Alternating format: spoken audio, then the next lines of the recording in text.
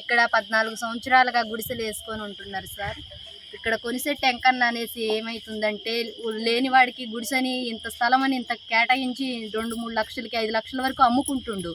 అమ్ముకొనేసి కొంచెం 2 రోజులు ఇట్లా వెళ్ళిపోతే వచ్చేసి ఈ గుడిసె నాది, నువ్వు ఎందుకు వచ్చావు? లేదండి, నేను ఊరికి వెళ్ళాను, పల్లనకాడికి వెళ్ళాను, దినాలకి వెళ్ళాను, సావుకి, అట్లా కుదరదు, నువ్వు గుడిసె ఖాళీ చేసేసే అని వేరే వాళ్ళకి అంటే రొటేషన్గా అమ్ముతూ ఉంటాడు. ఒకరికి అమ్మేసిన ప్లేస్ని ఆక్రమించుకొని మళ్ళీ ఇంకా వేరే వాళ్ళకి అట్లా ఒక్క స్థలాన్ని వచ్చేసి 4-5 సార్లు అమ్ముతూ ఉంటాడు సార్.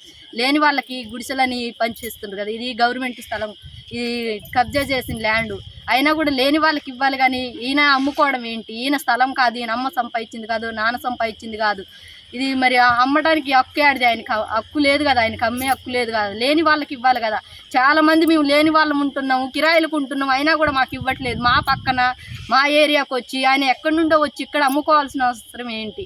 మాకు కూడా ఇల్లు కావాలి, మాకు స్థలాలు కావాలి. అమ్ముకున్న స్థలాలు అవి మొత్తం ఎందుకు అమ్ముతున్నాడు? దేనికి అమ్ముతున్నాడు? ఎవరి స్థలం అని ఆక్రమించుకొని అమ్ముకోవాల్సిన అవసరం ఏంటి? పట్టాకాయితం ఉందా? అది కూడా లేదు కదా.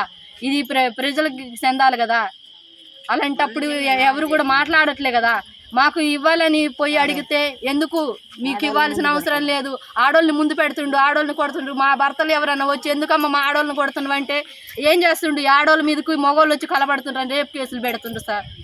అట్లా పెట్టడం న్యాయమేనా?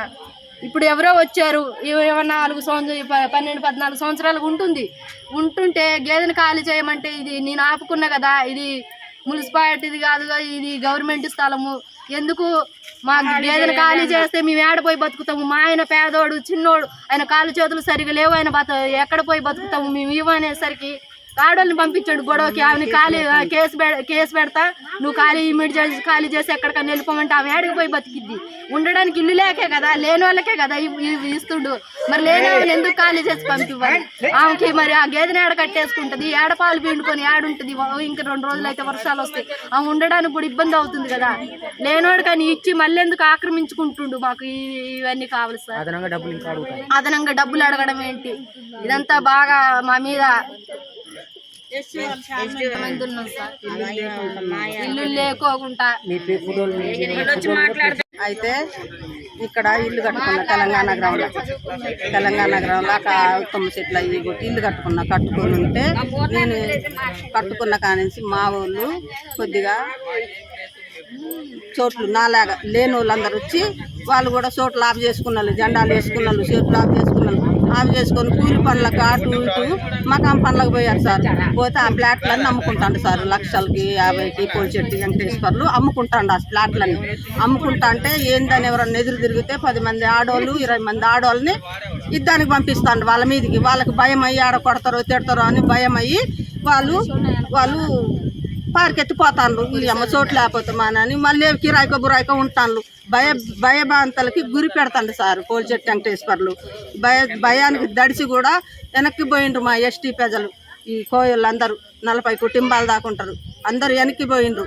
ఆ పోల్చెట్టి వెంకటేశ్వర్లు చేసే ద్రోహానికి ఇట్లా అయిండ్రు. ఆయన పోలీసు వాళ్ళు నా వెనక ఉన్నారు, మీరెవరు ఏం చేయగలుగుతారు, నేను ఎంతన్నా చేసుకుంటా అని అంటాడు సార్. ఆయన ఏదన్నా ఏదన్నా